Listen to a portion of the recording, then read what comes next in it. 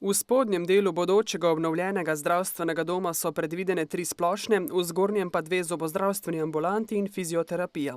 Ena zobozdravstvena ambulanta tam že deluje. Moram reči, da je ostalo še nedokončana ena zdravstvena ambulanta, ki je predvidena v še zasedenem stanovanju v zgornjem delu.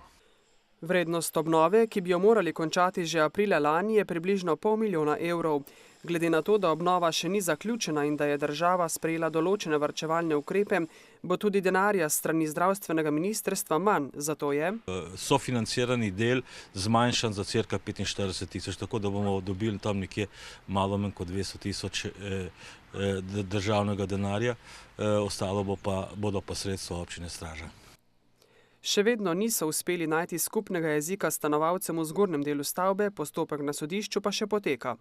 Jaz predvidevam, brez tega stanovanja, ki izgleda, da do takrat še ne bo rešeno, da bi bil dokončana obnova zdravstvenega doma tam nekje do občinskega praznika letos. Tega pa v Straži praznujejo 22. aprila.